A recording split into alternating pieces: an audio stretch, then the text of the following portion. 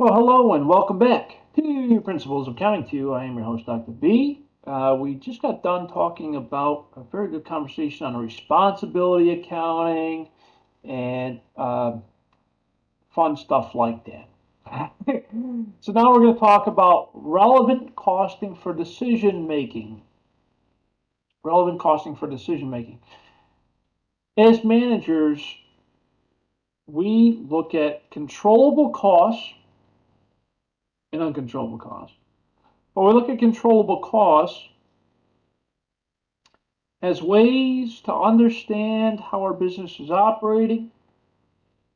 We look at reducing our controllable costs wherever we can to operate in what we call lean.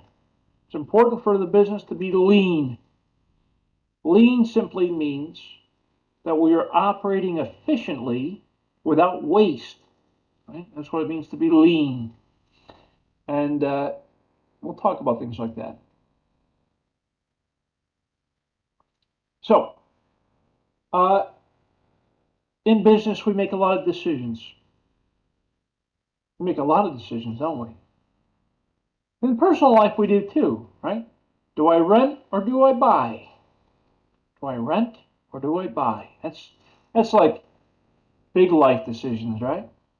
Do I lease my car? Do I buy my car? Do I rent my house? Buy my house? Uh, those are big life decisions.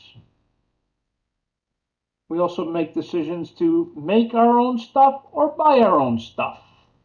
So we'll talk about decision making from that perspective, from looking at it from cost,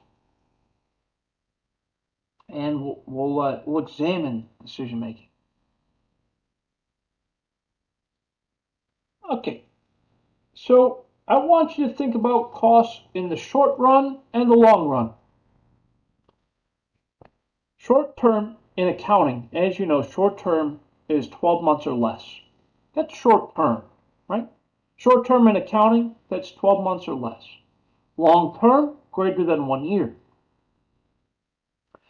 We look at costs as they relate to short term and long term.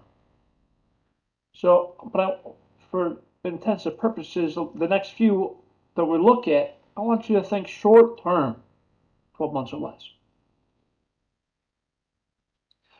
When I make decisions, actually, anytime we make a decision in life, there are 5 steps involved. We don't often think about it that way, but that's the way it really works, right? When I make a decision, there's 5 steps. The first part of any decision is to define the task and the goal. What do I want, right? What's the goal? What do I want? And the task, how do I get there? Okay, what do I want? How do I get there? So let's take a look at Shanae's goal of taking 5 courses next semester to graduate.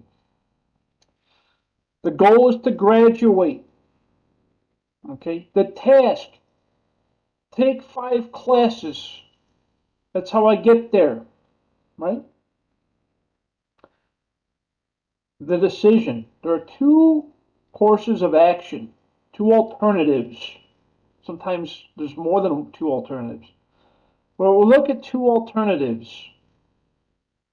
Alternative 1, I take the 5 courses to graduate. Alternative 2, I spread those courses over multiple terms. Alternative 3, I go back into the workplace. Alternative 4, 4 or 5 maybe. Identify the alternatives.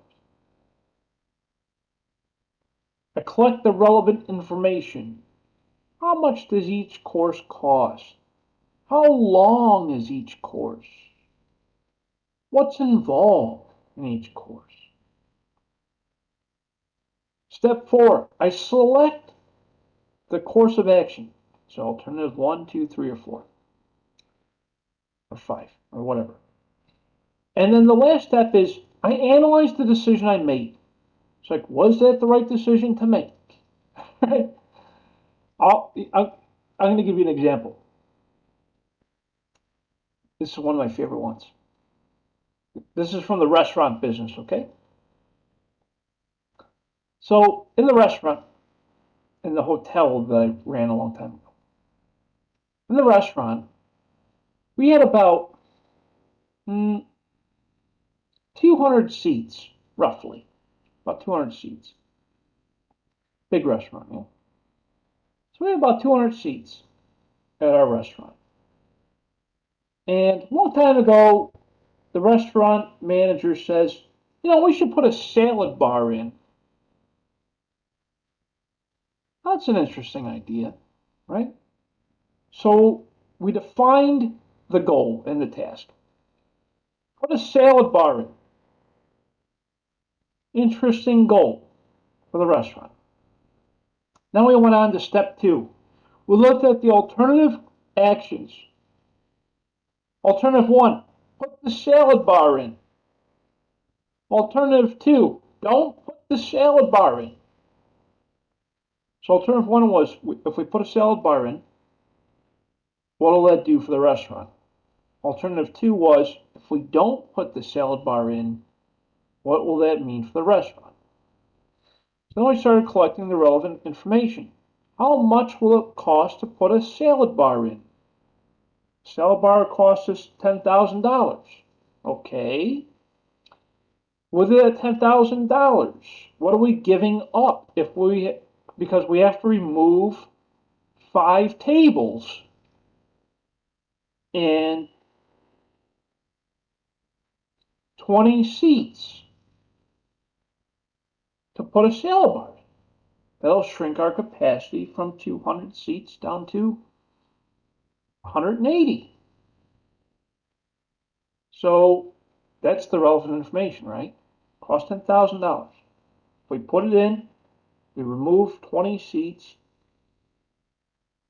and remove the 5 tables. Now, there are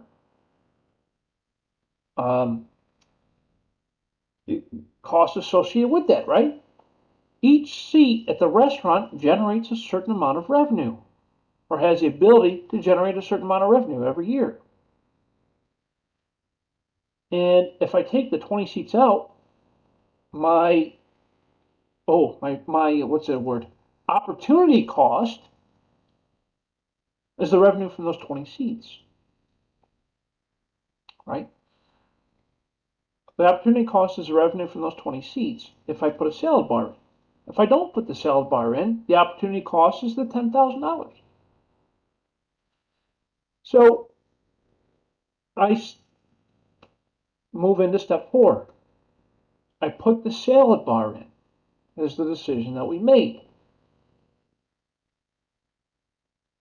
And then later on, step 5, we say, was that the right decision? Put that salad bar into the restaurant. And how do we figure that out? We looked at the income statement for a few months after the salad bar was put in, and we looked at the income statement from before we put the salad bar in. And what were the differences? What was the impact? That's how we analyze the information. And then we will go back and say, was it the right move or not? And we make a decision. And yes, it was the right move for our restaurant at that time.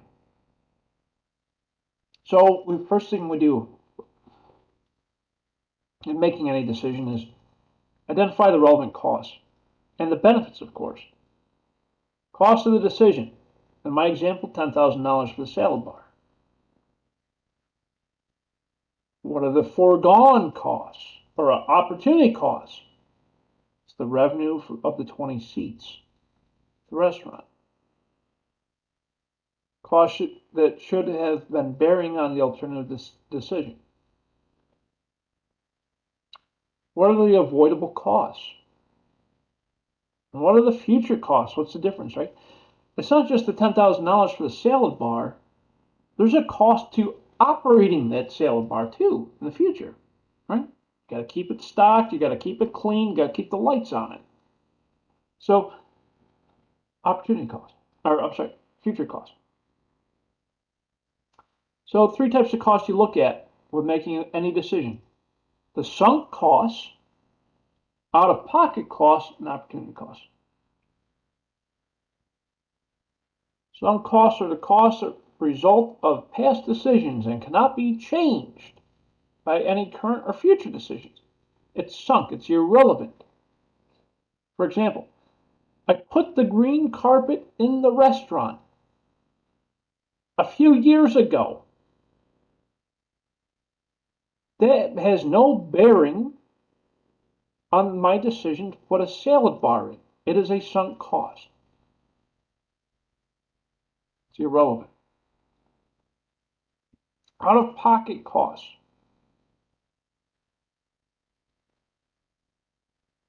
The out-of-pocket cost is the $10,000 to buy the salad bar and to put it in. I got to pay for it up front. It's out of pocket. And it's relevant to my decision. Do I want to pay $10,000 or not? And of course, my opportunity costs. Cost that's given up to the alternative.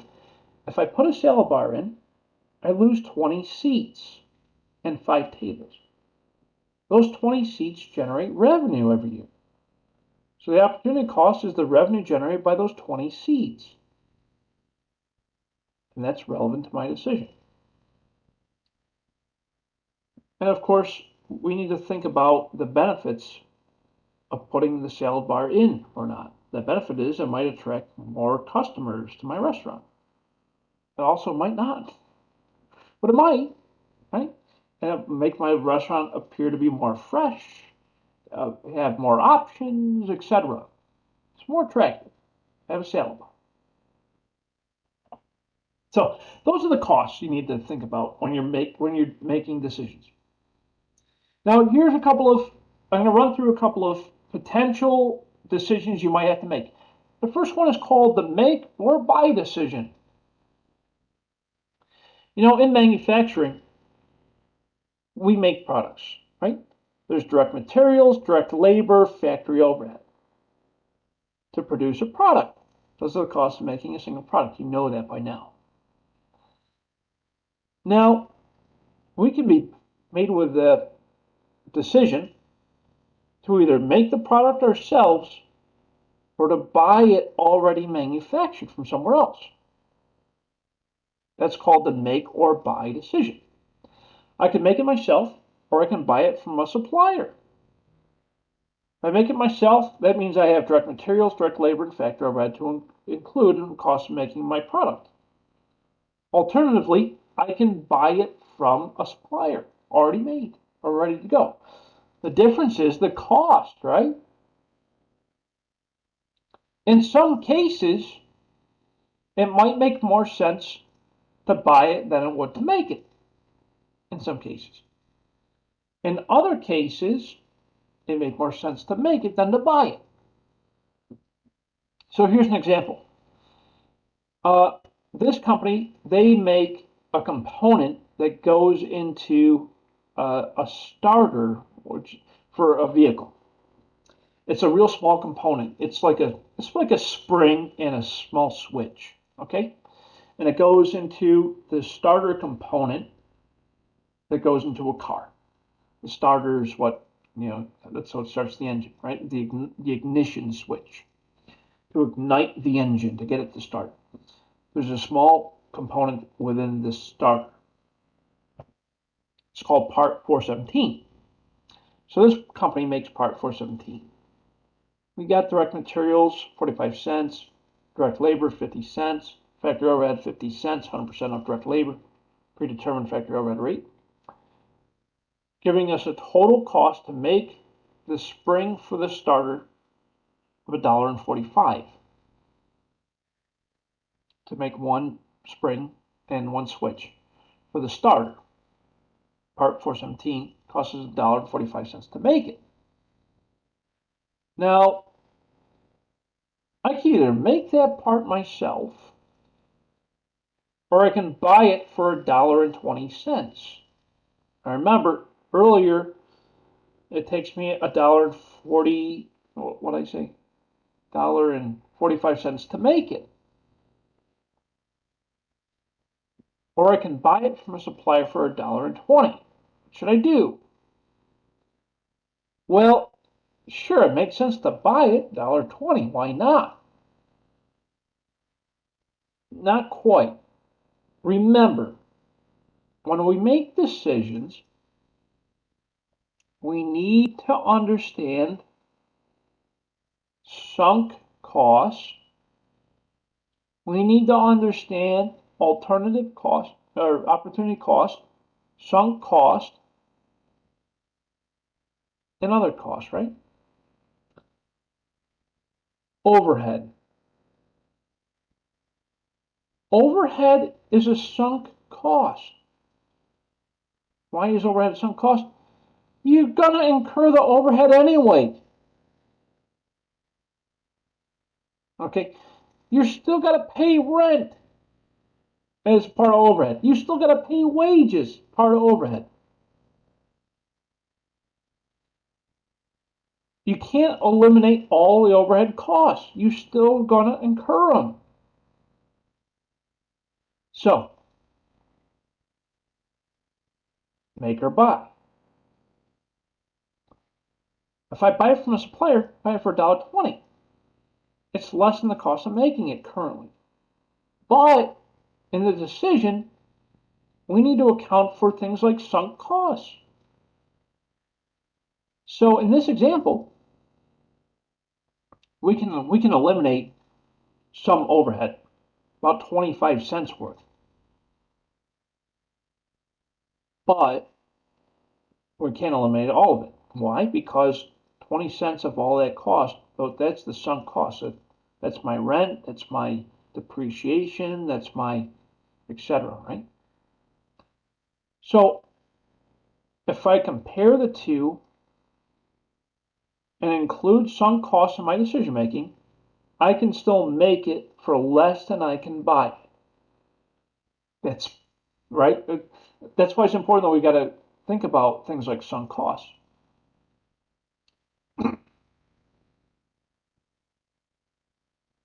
So we continue to make. Sell or process further. Here's another interesting decision. Oil companies, right? So oil companies, they drill the oil from the ground. It comes up as crude oil, what we call crude oil. It's the black sludge, the black sludge that comes from the ground. It's called crude oil. That's why they call it crude. It's crude. It's raw. Yeah, it's raw. So we bring the raw oil. Oil can be refined. It can be turned into other products. Okay?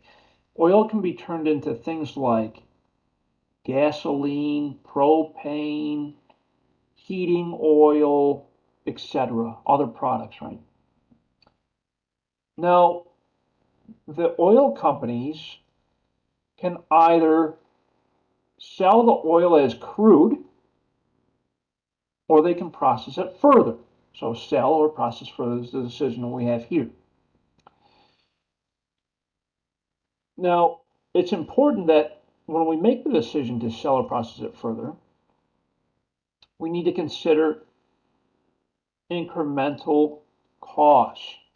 The incremental revenue from processing it further needs to exceed the incremental costs in the decision. Otherwise, it wouldn't make sense to do it.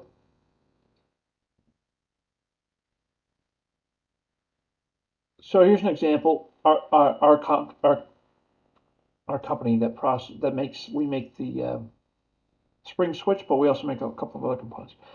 Let's use the oil as the example. That's the one I do know best. Let's say we got 40,000 barrels of oil.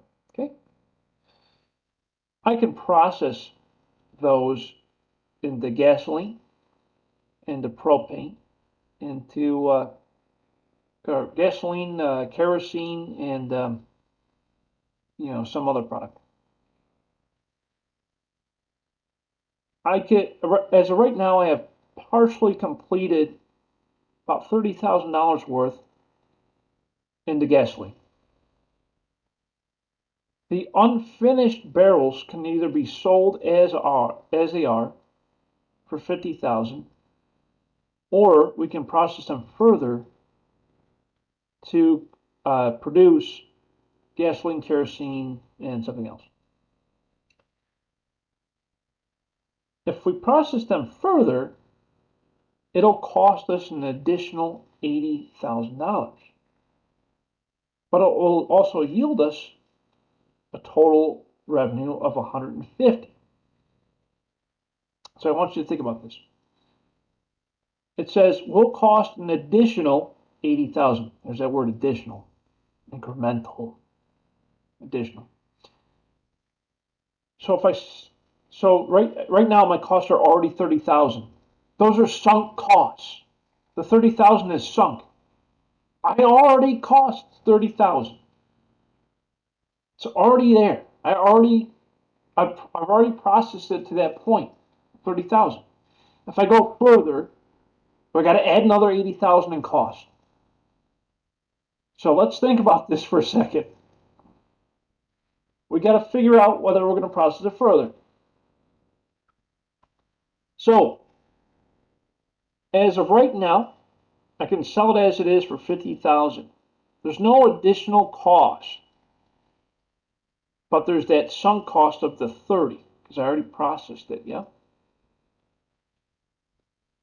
If I process it further, I can sell it for 150,000. It'll cost me an additional 80, which gives me an incremental income of 70. It sounds like a good idea, but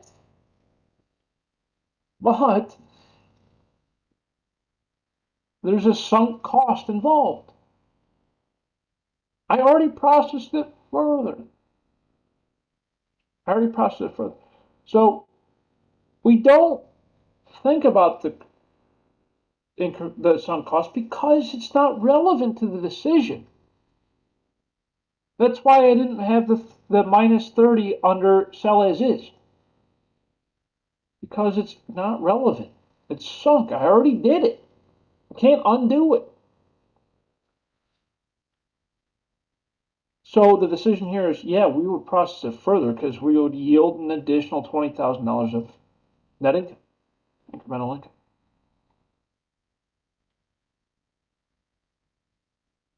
Here's another one: scrap or rework. This happens a lot in manufacturing, especially with printers. So a long time ago, both my parents, when they were around, they worked for a large company called Kodak. They primarily developed film used in movies, but they also developed printers, and they're the original manufacturer of the digital camera, and they did a lot of things like that, yeah. And they would get stuff back.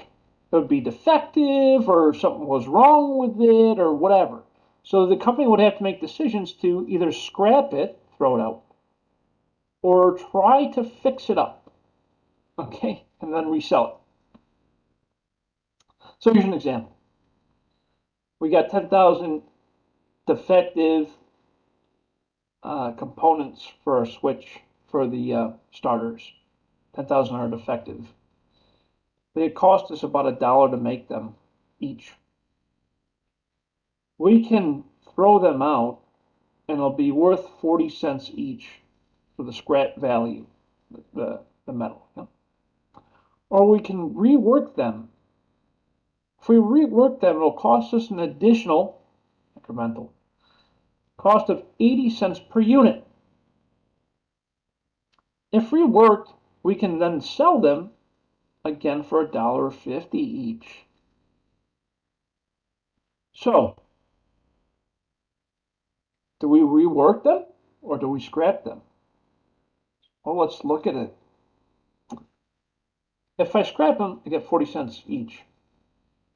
If I rework them, I can get 70 cents each. It's like we don't consider the original dollar it cost us because that's a sunk cost. We already incurred the dollar. So therefore, we would rework it out.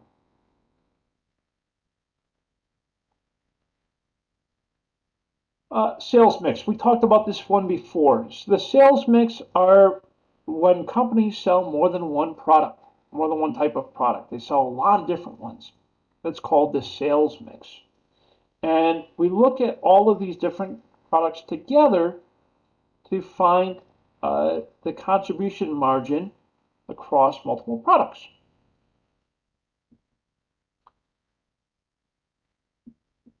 So here's an example. Our company sells two different types of products, product A and product B. They have this following sales price and cost information. Product A sells for $5, product B sells for $7.50. Variable costs are $3.50 and $5.50 respectively, giving us contribution margin for product A $1.50, contribution margin for product B $2. It takes me 1 hour to make product A and 2 hours to make product B. We need to first compute what we call the contribution per machine hour. First we find the contribution margin per unit. Take your sales price minus your variable costs to find contribution margin. We also need to find the contribution margin per machine hour. We take the contribution margin per unit divided by the machine hour. How long number of hours to make it, yep. For product A, contribution for machine hours is $1.50, product B is $1. In this example, I would produce more of product A than product B in order to generate more contribution margin per machine hour. I'm sorry, I talked a little fast, but there it is. Sometimes we need to make the decision to eliminate an entire segment that we're selling. Why are products discontinued or no longer manufactured? It's because they're no longer profitable. So that's why you see some of your favorite snacks or candies or whatever go away, because it's no longer profitable. The expenses become too great to make that product. So in order to make a decision to discontinue something or to no longer sell it or to eliminate it, we have to identify our avoidable and unavoidable expenses. Avoidable expenses are things like direct materials and direct labor. Our unavoidable expenses are things that we would incur even if we stopped producing the product.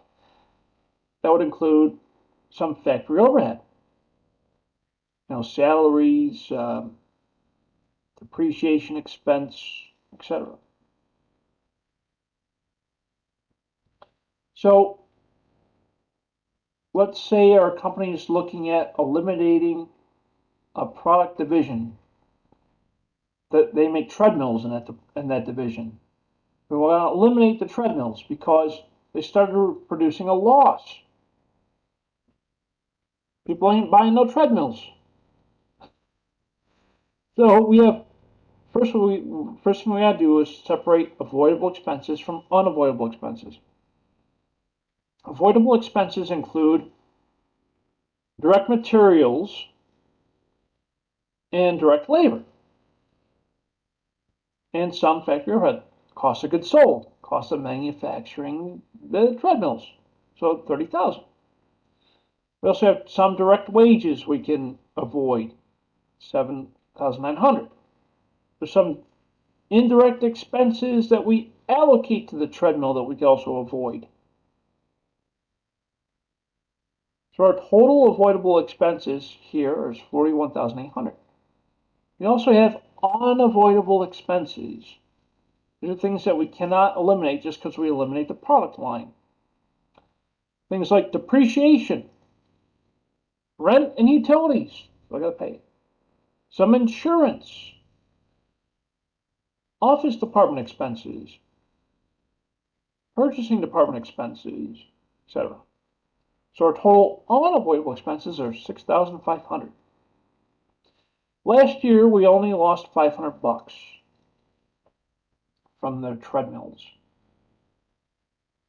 So in looking at this information, sales minus avoidable expenses will equal the decrease in income if I stop selling the treadmills. So what we should do here is keep selling the treadmills even though we're not making any money from them, because the loss would be greater if we stop selling them altogether.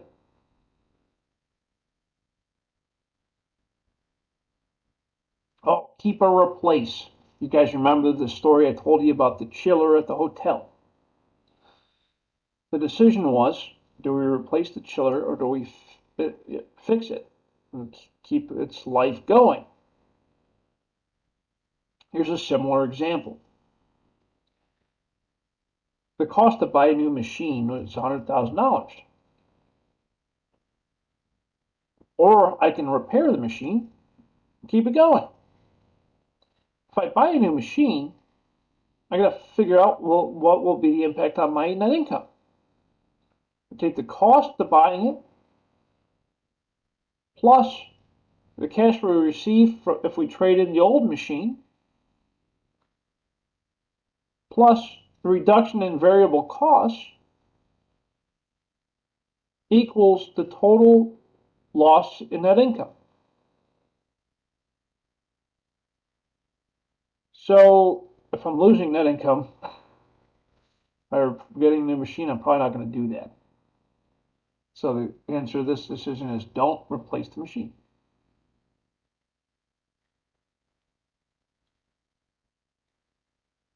The sales price. Setting your sales price can be very complicated. We do it based off a number of different factors. Things like the target profit. How much do I want to make? Customer demand. Who wants it? How much do I want to pay for it? And what happens if the price goes up? Are they going to keep buying it? Competition. Who else is making this? Who else is selling this? The differentiation. Is my product unique? Is there a well-known brand behind it?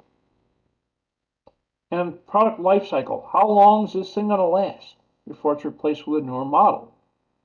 All these factors go into setting prices. You know, I think of things like the iPhone, for example. Apple wants to make a certain amount of profit. They have a certain customer demand for it. The competition is, Android and and the like. There's a lot of different phones out there these days. Differentiation. Well, it used to be pretty well differentiated because everyone knows the brand Apple, right? But uh, is that enough to set aside the phone from its competitors? And how long is the phone going to last for? A couple of years before it's replaced, right? So things to think about when they set prices. Some companies use what's called the cost plus method to set their prices. They take their product cost plus they add in a markup per unit, which is dollar markup times markup percentage, to equal the sales price per unit. Now that's one method of setting price. Another method of setting your sales price is the total cost method. You would take our total variable costs per unit plus our total fixed cost per unit. And then we add in our markup, and then that gives us a sales price. It's a nice example of that.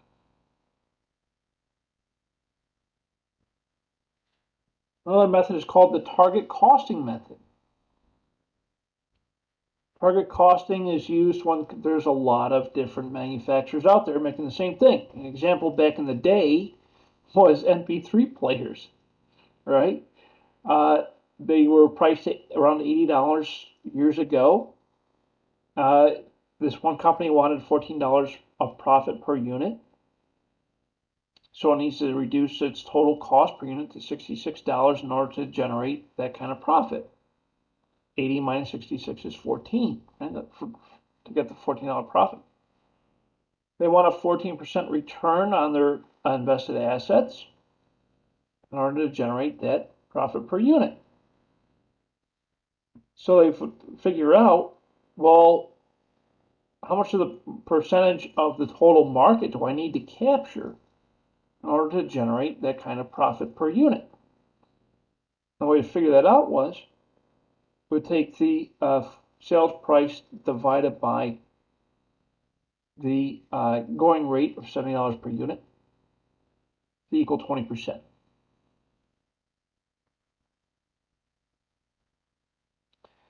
To set your sales price, you'll look at the variable cost method.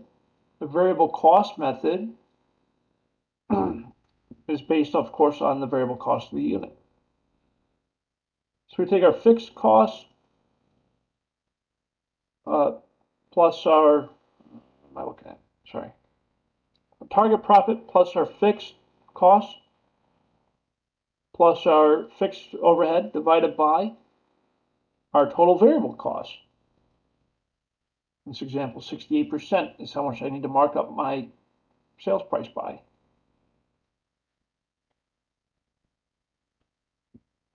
That's that example. And of course, there's a lot of other pricing methods to selling your products. You know, how much to price your product for. Value-based, auction-based, dynamic pricing, also known as surge pricing, etc. A lot of different methods. And once in a while, you'll be faced with a decision that's very unusual. An example would be based off of incremental costs and incremental amounts. Sometimes you might get approached by a customer who says, hey, I'll buy this number of units for you, but I'll only want to buy it at a certain price. Then you got to figure out, is it worth it to produce that number of units at that sales price? And then you go through the process. Sales minus variable cost equals contribution margin minus fixed cost equals operating income. And you compare that to what you would normally sell it at to understand whether that's a good deal or not. Or a good, good deal, I guess. So to figure out whether they accept the offer or not, that's the calculation. Sales minus variable cost equals contribution margin minus your fixed to get you your operating income, incremental operating income. How much more would I make through that deal? In this example, I'll accept the offer because the incremental income is operating income is still positive.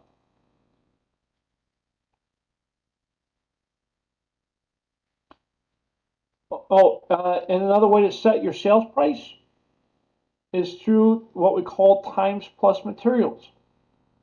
And this is commonly used among service businesses like, let's say you're getting your car fixed.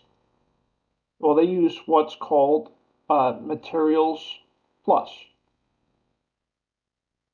And the way they do that is they take the time it would normally take to repair the car, plus the materials that they need to use to repair the car, and they usually multiply it by a factor of 1.5. So they compute the rate in dollars per hour, which includes charges for overhead. They would figure out the materials markup, which is usually like the cost of materials times 1.5, or some factor like that. They would estimate the number of hours it would take to perform the job, plus the materials times time and 1.5, and that's how much they would charge you. That's how it works in real life when it comes to pricing out the cost of fixing a car. Labor rate plus non-materials equals hourly conversion cost plus your profit margin equals the rate per hour. So like when you go to the repair shop and it says, oh, the labor rate's $150 per hour. You know they're not paying them $150 per hour. I assure you they're not. It's done by that first formula that you see there. There's a profit margin involved. The second step is materials markup. It's usually 1.5% for auto shops. It includes things like purchasing the parts plus handling and storage plus the profit margin. That's your materials markup percentage. Then we estimate the job, how many hours is it going to take, and the cost of the materials. And then we price it out in our job order cost sheet. Labor plus direct materials plus the markup equals the total price of the job. That's how it works, you know. Okay, that is the end of our discussion on relevant cost and decision making. Any comments, questions, or concerns? Anything at all? Nope, not from me, Professor. Thanks, Mike. Appreciate it. Welcome. Okay.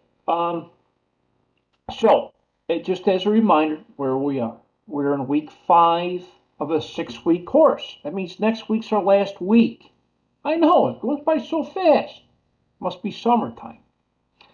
So this week, you have chapter 24. Now remember, it's chapter 24 essay questions. This is a very unique homework assignment. I don't do this very often. It only happens once. And it just so happens to be this week, chapter 24. It's 5 questions. Okay? I'm looking for multiple sentences per question. 2 to 3 sentences per question. Okay? Please include reference citation, where they're needed. Yeah. This one's worth 10 points. So don't skip this. Okay, it's worth 10% of your grade. Don't miss this. Okay, 2 points per question. Yeah. And then you also have chapter 25 homework assignment. 5 questions, true, false, multiple choice, like the other ones.